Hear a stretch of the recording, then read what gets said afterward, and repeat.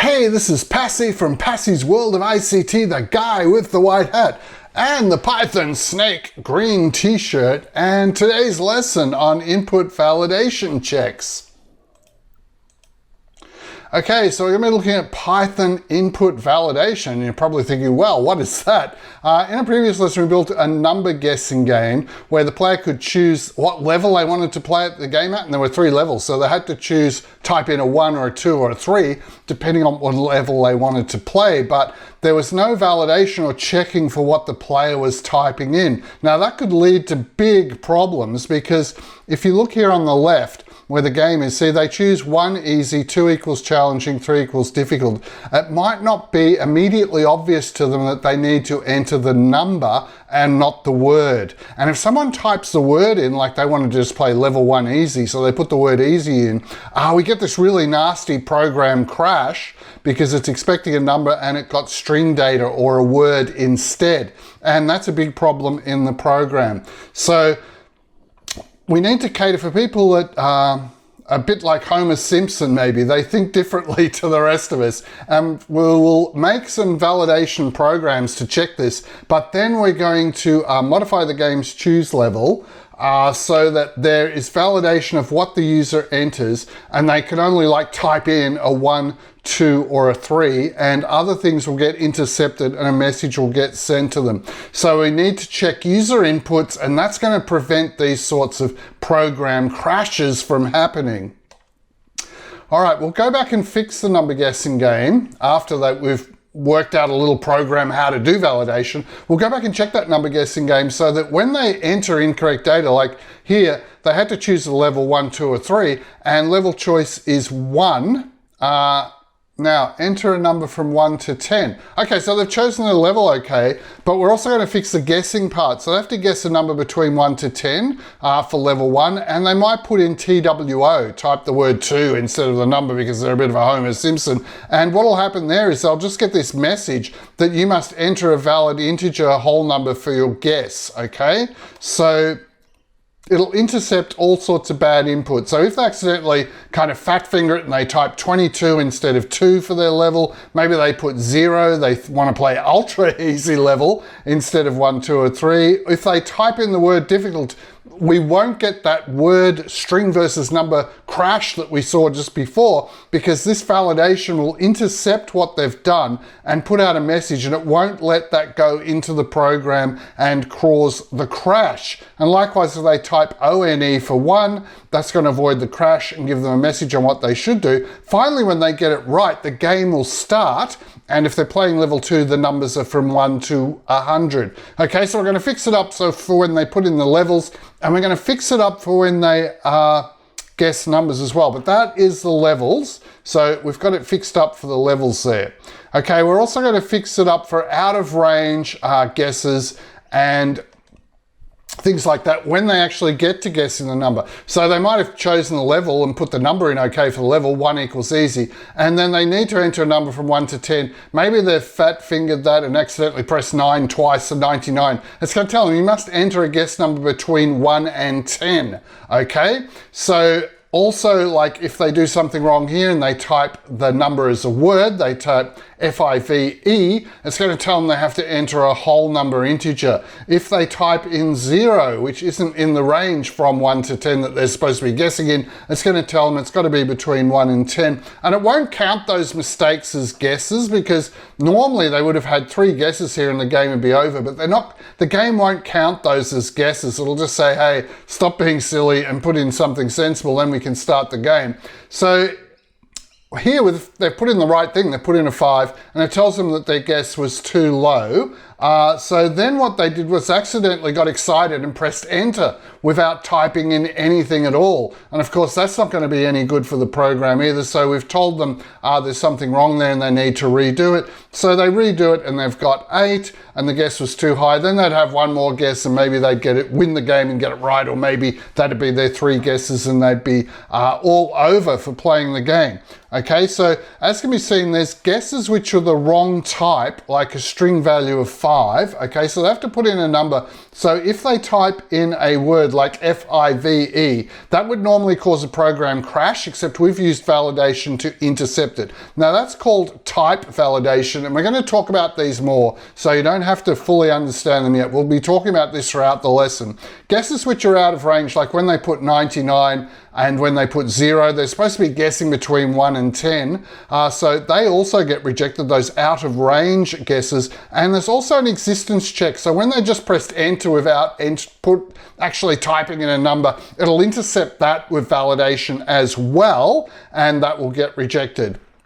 Something we should have mentioned is we're a bit of a slow talker, and you might want to watch this video at a higher speed while you're doing the lesson. That's fine. Just use the YouTube player bar. There's a tools cog around circle there. You can click on that and you can change the play speed up to 1.5x or 1.75x, and a lot of people find the video flows a lot better for them at that higher speed, so you might want to do that. Okay, so the learning objectives for this lesson, we're going to work on the following skills: how to use the input statement so that people can enter data, using the if, else decision branch processing for checking out the user's input. We're going to use a while loop to keep them going. If they keep getting wrong things that they're typing in, this while loop will keep it going and giving them messages until they put in the right thing, and then the while loop will stop. We're going to be using the string function to convert numerical values so that we can actually see them on the screen. We're going to use Boolean true false variable to red flag when they've got unacceptable input data, and that red flag with the Boolean value will tell us to keep doing the loop, as you'll see when we develop the program. We're going to check that the user input is a whole number value, so they can't put in decimal values. We're going to check that it's in the correct range, so for levels that has to be 1, 2 or 3, and it can't be something like 7. We're going to check the user input to make sure it's a positive whole number, so they don't put in -5 or -10 or something like that. We're going to check that they actually enter the number, the digit, and they don't try and spell the number and type that in. So all of these things are validation. Now, validation often isn't the most fun part of programming. It's a bit like when you do For students, it's a bit like when you do a science experiment, and like doing the experiment was lots of fun, but then you have to do the lab report write-up, and that's really boring and really hard. Yeah, well, you might write a program and it's really fun, and you think, wow, I've got that finished, but then someone can test it and they can put in some bad Homer Simpson type data, and that whole program will crash and fall in a heap. So you are not finished yet. The program has to be bulletproof, and that's when you got to do validation. And validation takes a lot of testing time to check that everything's working all right and you're intercepting bad values. So a lot of people find the validation kind of a really boring extra part you have to do, but especially if you're going on to senior studies in computer science, you must do validation. That will always be a part of every computer science or software development courses. All right, so first we developed the pseudocode. So let's just look at the first validation check here for checking that it's an integer whole number. The first thing we do is develop pseudocode, and before we even do that, we just think out in our head what we are trying to achieve here. So we want the player to import numbers 1, 2, or 3. So they've got to type in a 1, 2, or 3. The number's the level they want to play a game at, and the first version we're doing right here is only going to check that it's whole numbers. Later on, we'll do the range checking and check they haven't typed in level 9 or level 0, which doesn't exist. So that'll be in the second version of the program. And we're not going to let in decimal values like 1.5 or 767 because we need positive whole numbers for this. And we're not going to allow input of word values like them typing in ONE or easy or typing in the word difficult. We're not going to allow negative numbers. We're not going to allow input of numbers less than 1 like 0. Okay, so we also won't allow numbers greater than 3, but that range checking we're going to do in the second version of the program. We're not actually doing it in this one. So in this one, just to check that it's a positive whole number, first we're going to set that red flag variable. So it's going to be a true false Boolean type variable, and we have used these in programs previously. So it's important you've done our previous programs. It's super important that you did the number guessing game program and you've completed that, because this is an add-on to the number guessing game. So you need to have gone back and done that lesson already. Now, if you're not sure where to find our lessons, we'll just show you that quickly.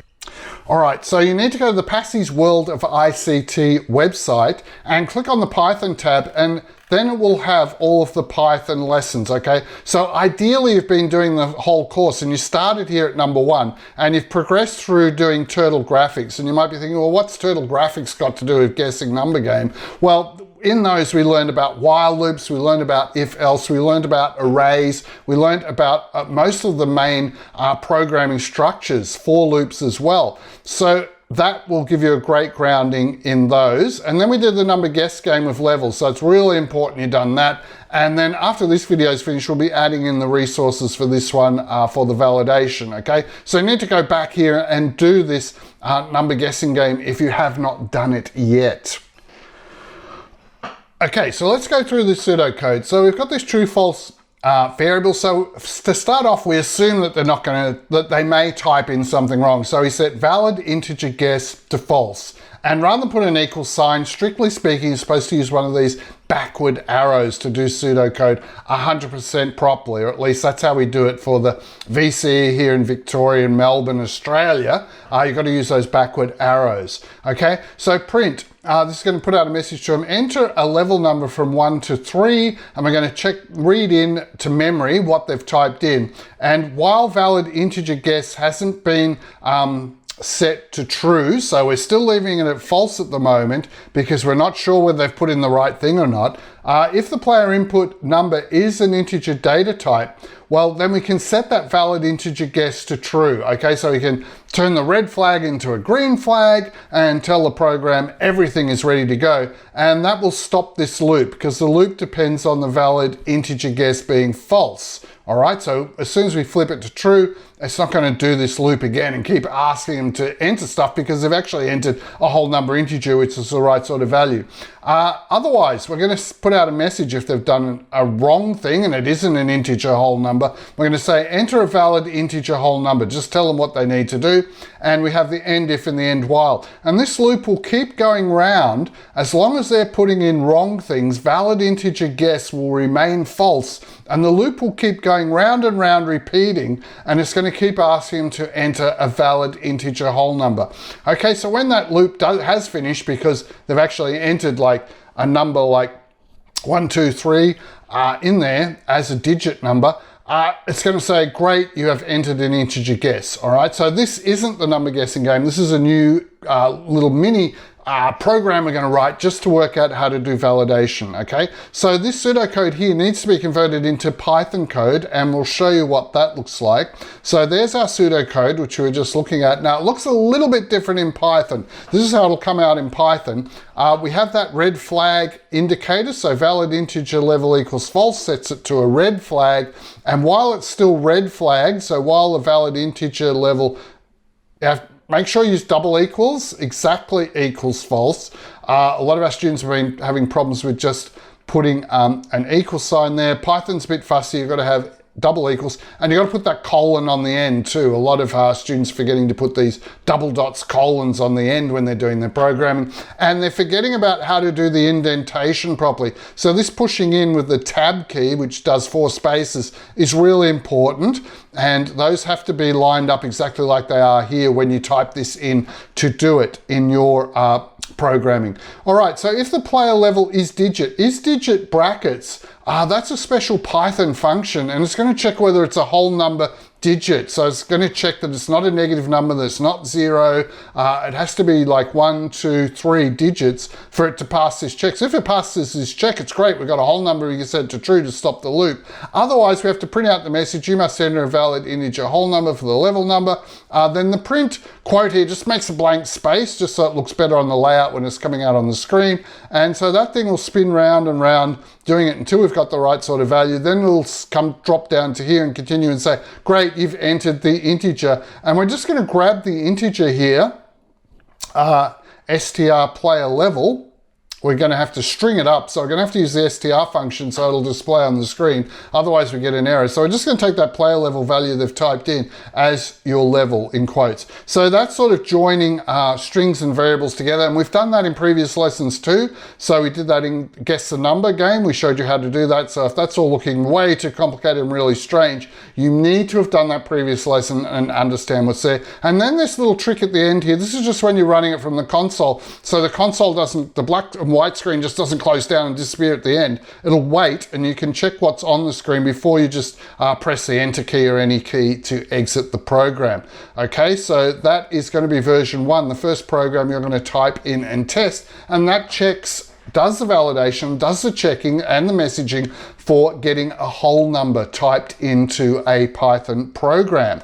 Okay, so we'll use the Agile version methodology where we build programs in a number of versions. So we don't try and do the whole big thing all at once. We just break it down into manageable sections that we can build, and then we can add on to, then we can build a bit more adding on to. And each time we build something, we test it to make sure it's working so that we don't have to do 1,000 tests at the end because we've been testing along the way. So that was the first one we're actually going to do, the initial little new program to check whole numbers. Now we're going to add on to that where it can do a range check as well, because we want those numbers just to be 1, 2, or 3. We don't want it to be out of range and be 9 or to be 0. Okay, so it has to be in that range of 1 to 3, 1, 2, or 3. Okay, so we'll get that going in the lesson as we'll show you in a little while. Now that we know how to do that stuff and get them to type in the right level, we're going to take that actual code we've been doing in these little learning programs and go back to our guessing game program and put that into the guessing game so that that is now bulletproof from crashes when the user or the player is typing in what level they want to play at. And also there's a player's guess, because that's a number that they have to enter. There's the exact same problems as we're having with the levels. So we need to fix that as well. And again, we'll write a little program just to do that first, and then we'll take that code from that little program and kind of retrofit it or put it into our guessing game program. And so this will teach us about the 3 types of input validation, and they are existence checks, so people can't leave something blank and just press enter and skip that data. A type check, if we're wanting to have a number value, it has to be a number and it can't be string data like the word ONE for 1. And range check, okay, if we're looking at these numbers, we want them to put in a certain number range. We don't want them typing in numbers like 200,000 and 604 or something really huge. So they're your 3 validation checks. That's the standard thing you're going to use in Python and in all programming languages and at all levels you do programming, all the way up through to senior school. Even if you're going to tertiary study or professional studies, we're always doing those 3 types of checking of someone's input just to protect our program and also to help out the user if they accidentally make typos and things like that.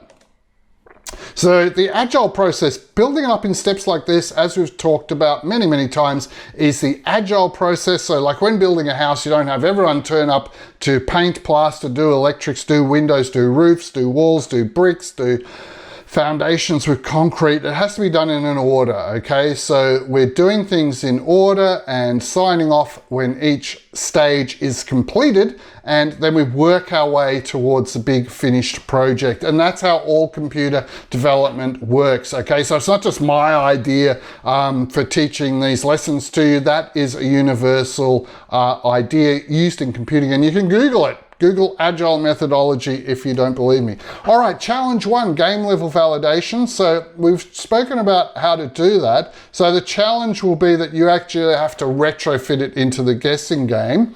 So yeah, as we said, it's a serious problem because we do not want to have program crashes. And there's help in the PDF step-by-step instructions document you can get for this lesson. So your teacher may already have it and give you that PDF, so you don't have to necessarily get it from us on our website. So check with your teacher instructor first. If you're a teacher, it's worth giving that document to your students to use. It'll help them out a lot. And also a challenge task will be, we'll show you how to sort of do validation for keeping something within the range 1 to 10, or 1 to an upper limit actually, because they could be 1 to 100 or 1 to 1,000, depending on what level they're playing in that guessing game. We'll sort of show you how to do that. And then your challenge task will be to retrofit, or to put that code, add that sort of code into the existing number guessing game you made in the previous lesson. And again, the PDF step-by-step instructions will have some things to help you out with that. So best we now, having introed the program, which took a little longer than expected, hopefully you're watching at the fastest speed and it wasn't too bad. We better get across and actually get into it and go across and show you that PDF document. All right, so this is the PDF document you get when you get the download. So remember, this was a number guessing game where they could pick different levels. If they pick level 1, they get to guess between 1 and 10, and they get 3 guesses. If they pick a level 2, challenging, they have to guess some number, mystery number that's between 1 and 100, but they do get 6 chances or 6 guesses to guess at it. And if they go for the most difficult level, level 3, the number range is 1 to 1,000, but they do get 10 guesses to guess that number. And it is possible to guess the number as shown here. But as we discussed, there's serious problems if Homer Simpson comes along and types in TWO instead of the actual number 2, well then your program will crash and die, and that's all over Red Rover. And crashing programs, just like crashing cars, are really bad news, and you've got to make sure that they do not happen. All right, so as we spoke, you need to intercept the data so it can't make the program crash, and tell the user what they need to fix up when they re-enter it. We've been through the learning objectives. We've actually been through program 1 and explained that to you, and there's the code for program 1. So you need to pause the video and get that code typed in exactly as it is there. All right, so pause the video and get that typed in. That's the first thing you need to do on this lesson. Now, when you've typed the program in, this is what it should look like when it runs, okay? So if they put in some sort of word for the number, it's going to tell them that they have to put in a whole number for their level number. If they put in a decimal value, it'll tell them they have to put in a whole number. If they put in some silly huge value, like 2,500, it'll tell them that's what a valid integer in. And when they finally get it right, it's just going to say, great, you've entered the integer 3 as your level. And that will be the end of the program. All right, then we've just got another run here where it's saying enter a number from 1 to 3. They've entered 99, so it's telling them, great, you have entered the integer 99 as your level. Okay, what we're showing you there is we haven't put in the range checking yet. For the levels, it's only levels 1, 2, or 3. But this, remember, this is only checking for an integer whole number. So they can type in 99 and they can type in 25. They can type in things out of range. They can type in 0 if they want to, but it will intercept negative numbers because that Python isDigit function checks that it's a positive whole number, okay? So they can still do out of range ones, but that's okay. We're going to do that, fix all that up in version 2. So that's how it should be working. And that is version 1 of the program finished. Okay, now in version 2, we need to add this range validation. So as we told you, there's 3 types of validation: existence check, type check, and range check. And at this stage, it depends what level of schooling you're at. But if you're in Melbourne, Australia, doing VC software development, you need to memorize those 3 types of checking, and you need to know about them for the exam. But if you're lower than that, that's good. You're learning everything the right way, so that when you get to year 12, it'll be cruisy because, oh yeah, I already know that stuff from when I did the Python programming course. So existence check, if they type nothing in, that's a problem if they just press enter. So we stop them and give them an error message. The range check, we need numbers just to be 1, 2, and 3, and we don't want other numbers. So basically, we want to reject any numbers that are less than 1 and any that are bigger than 3, okay? You could also do it the other way around and accept any numbers that are between 1 and 3. So if it's 1, 2, or 3, it's okay. We've just decided to look for the bad data, and we're looking for numbers that are less than 1 and numbers which are bigger than 3, because they're not the right sorts of things for a 3-level game. So that's the program code we had in version 1. This is what you now add in. Now this is indented in. This is called making a nested if. So it'll only get to doing the range checking if it first got through this first check where it got player level is digit. So as long as it's a positive whole number, then it's going to come into here, and this is where we check if the player level's less than 1 or it's greater than 3. That's not good, so we need to put a message in. You must enter 1, 2, or 3 for your level number. Else, if it is not that situation where it's the wrong sort of number, it's going to all be good. So we can say valid integer level equals true, which is going to stop this whole big loop that we're running, okay? So that's the sort of code you need to add in. So you need to just take the version 1 program we just made and add this code in and then test it out, okay? So when you do test it out though, we run into a problem because the program will crash and you're thinking, well, that's not too good. And it isn't too good. Now Python's being a bit silly. Even though we checked that the player level was an integer whole number, Python doesn't know we've done that. So Python's being very cautious and thinking, oh, that number they might have typed in may not be an integer, and here they want to do some number comparisons. We're not going to let that happen because the program might crash. That's kind of Python's little brain inside the computer thinking, although the programming language doesn't really have a brain. But Python is sort of very cautious, and even though we checked that it's a whole number value, we haven't been able to tell Python that, so Python won't accept it. Now what the quick fix around it, or the fix, the proper fix for that is we need to use this int bracket. So where we're checking if player level's less than 1, we need to use the integer function. So that's going to convert it into kind of 1001 kind of computer structure in the memory that Python can understand. So Python has this number 1, it's compressed it into its binary form, and we've got to say, oh, take our player level number and make sure that's in the same sort of binary form as well so that we can do this comparison. So basically you need to have these int brackets round here so that the Python and you are both talking the same language. Python's going to put the number 3 not as the number 3, but as some sort of base 2 binary version of the number in memory. So you've got to convert player level to that same sort of base 2 binary, otherwise it can't compare it. So you just got to use these int brackets around it to make that conversion. Now when you put this in, ta-da, it's all going to start working okay. So if they put in the number 5, it's going to say you must enter 1, 2, or 3 for the level number. And then once they put in the number 2, everything's good, and it'll say you have entered integer 2 as your level. Okay, so you need to put that code in carefully. So this was version 1 shown here. This is the new code, and it's got to be indented or pushed in these exact correct amounts. So put that into the first program, and then you'll have the second program, and then we need to test it. Okay, now as well as testing that what you wanted to happen happens, you also have to do this thing called regression testing.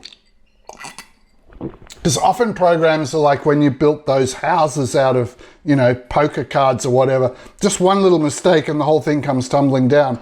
And what can happen is when you add something new to a program, you might break something that used to work in the program, and that's just something you got to get used to with programming. So we need to do regression testing. Now what regression testing is doing full testing. So here we've put in 666, that's out of range, so that's going to get picked up okay. But we need to go back and check those silly Homer Simpson things like TWO for the number 2 and see that that first version program functioning is still working.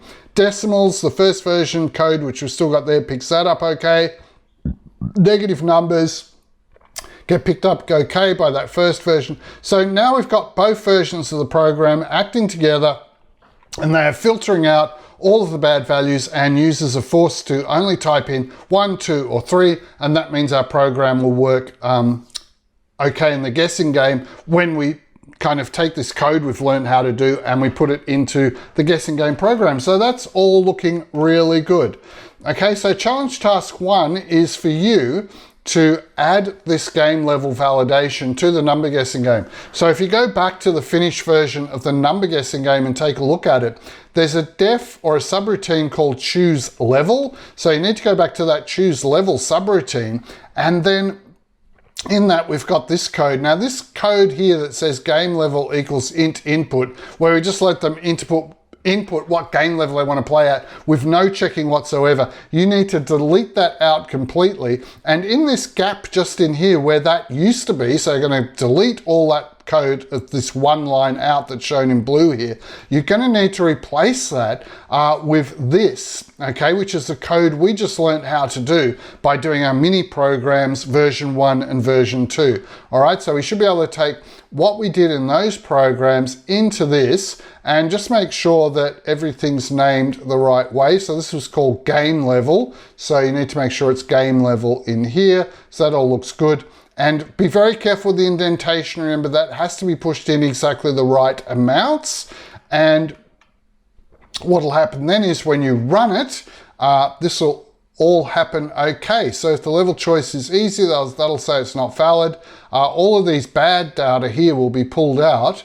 And when we enter a number like 2, something has gone wrong, because 2 is exactly what we wanted. We want them to enter 1, 2, or 3, and we're rejecting all these other things. That's working great, but uh-oh, we've got a problem here. They put in 2, and 2's an okay one, like they want to play the challenging level. What the heck is the program doing rejecting that? Well, that actually happens because there was another part of the number guessing program that was doing some checking as well back when we built the number guessing program, and there's a little problem in there that we need to fix to get the whole thing working properly. Okay, so the section of code that's actually causing that particular error message and the rejecting was here. We checked if the game level choice is 1, if it's a 2, if it's a 3. If it's not one of those, it's going to do this, reset the level to level 1 and print out the message, which is exactly what we're seeing in that red reject message we got up there. Okay, so this subroutine or def was in the set level parameters, but we're actually going to go fix it back in the choose level. And the reason is it's that whole integer versus string. Python has the number as 0, 1, 1, 0 in its binary. And here, what's happening is we're checking it here against the binary, but it thinks it's a string value and they don't match up, okay? And this will be something you'll just sort of, right now it's probably confusing the hell out of you and being really annoying. Like I remember first time I learned programming, binary versus decimal was really annoying. But look, after a while you just kind of get used to this and kind of remember that you need to do it. So back actually in choose level, we need to just change this global game level choice equals game level. That's what we've got at the moment, and that's what's actually causing the problem, because game level choice is being set to decimal 2, the visible number 2 that we can see and we know as the number 2, whereas Python, when it's doing that if-else checking in that other subroutine, is looking for a binary version of it. So all we need to do is use our good old friend int brackets, all right?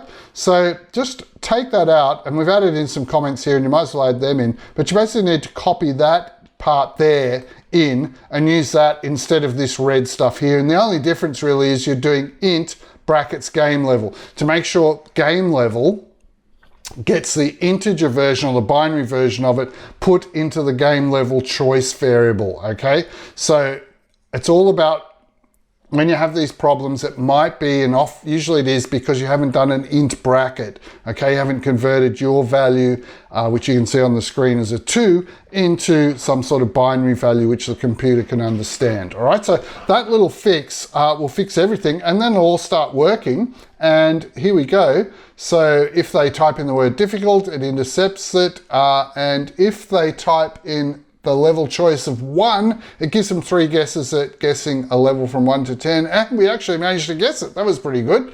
And here's level choice 2.2. Well, there is no level 2.2, so it rejects that. We type in 2 where there is a level 2, and it'll give the 6 guesses and play level 2 game properly. All right, so that's all working now. We've put in our level checking into our guessing game program. We had a little kind of snag there, a little problem with the int bracket needing to do some int bracket work, but we got all that fixed up and it is all good and it's working.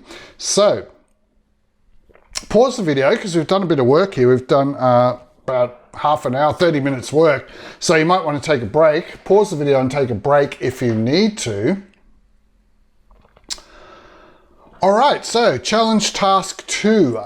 We need to check that the player guess that when they're guessing a number between 1 and 10 or 1 and 100 or 1 and 1,000, depending on what level they play, we need to make sure that they don't type in something silly for their guess. Okay, so Homer Simpson might type in the word TWO or the word TWENTY for 20, and that'll be no good because that's going to crash the program. And we can see that here, that if that was back when we did, here they've chosen the right level. They chose level 1, which is easy, and it got through that. But see, when they entered the first guess from 1 to 10, they put in TWO2, which just crashed the whole program, with the same sort of problem as the level checking, actually. So if you understand the level checking, how we fixed all that up, it should be very easy to also check out and fix the guess level, except that we need to cater for, are they playing level 1 and it's a 1 to 10 range, or are they playing level 2 and we need to check that the range is 1 to 100. But we can do that just using the upper limit variable like we did when we made the original guessing game.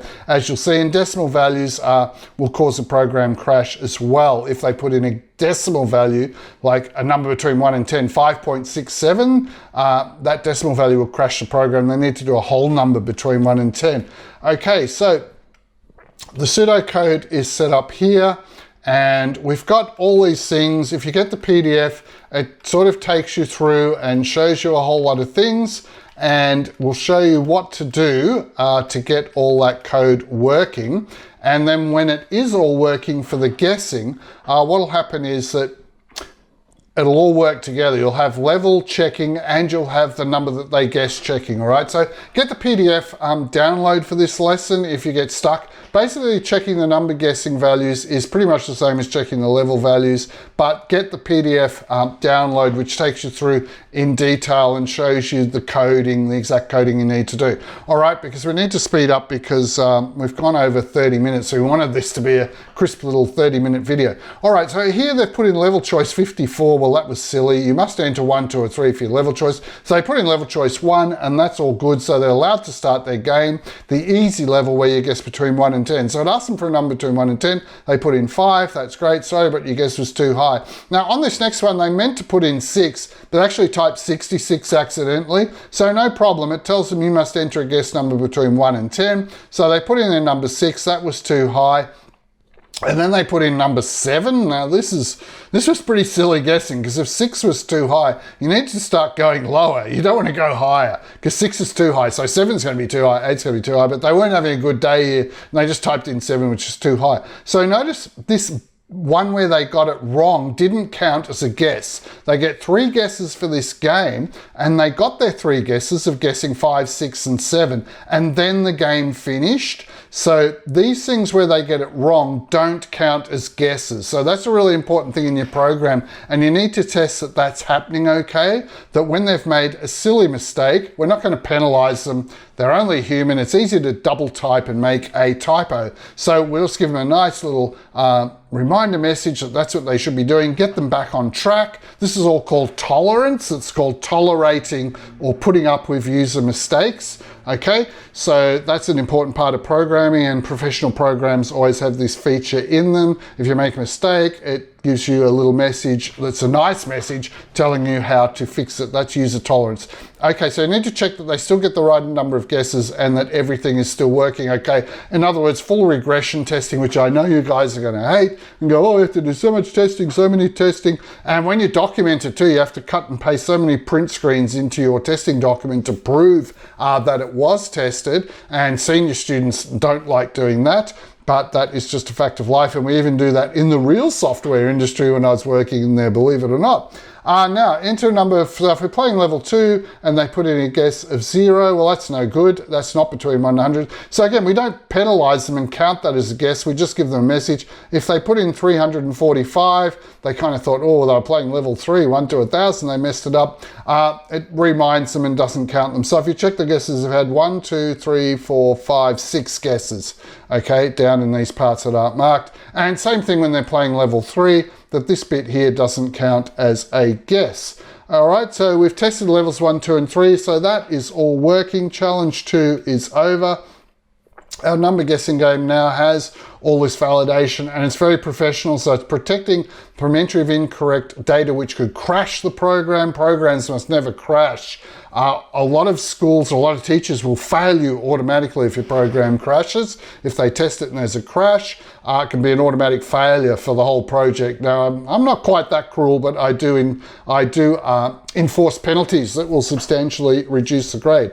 Okay, the program is now user-friendly with this tolerance. So it puts up with people actually making silly mistakes. It's very tolerant, understanding, and kind to them, and gives them those messages. Now, validation does take a significant amount of work, as we saw here, and you've got to test that what you wanted to happen in the checking is actually happening. Then you've got to go back and test that you didn't break something and something else isn't working. So you've got to test all the previous stuff you've done as well, which is called regression testing. And that's a lot of testing, and some people don't like that, but that is just life, and that's what you've got to do when you're a software developer. So the guessing game, here is the program listing without the level validation. Okay, so we give you that. So this is doing the validation for the for making sure the number is okay. And notice here we've got while number of guesses is less than, oh yeah, we use the break, and I think we explained that last lesson. So we've got our different subroutines, and I think we made a new subroutine, make the mystery number, player does guessing, where is it? Get valid player does guessing. Okay, so we introduced here a new subroutine that said get valid player guess, all right? So rather than just having them input what their guess number was and they could type in TWA like Homer Simpson and crash the whole program, we made it a separate subroutine. So get valid player guess is a separate subroutine here, and that's where we do that while loop and the things we learnt in the first 2 programs we wrote in this lesson, okay? So this is more a bigger program, so it's more sophisticated here with the subroutines in it. And this is how you do it. Instead of having just one line of, hey, input your number, we're going to actually make it go over off and do a separate subroutine to do that, which is going to make sure they input the right sort of number and they do not crash the program. Okay, so that's the end of the lesson. Now, we've only done validating whole numbers here.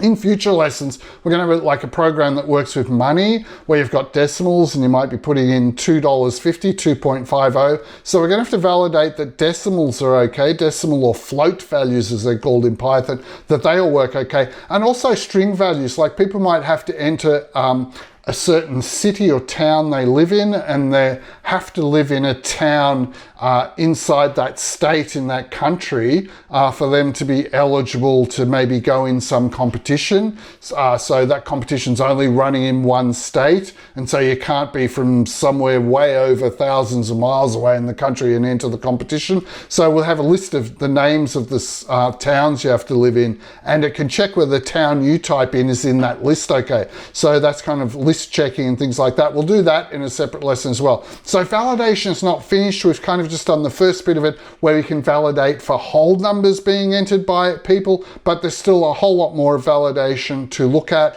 Postcodes, phone numbers, all those sort of things, and they'll be coming in later lessons. We can't do all that today. So that's the end of this lesson, but not quite the end.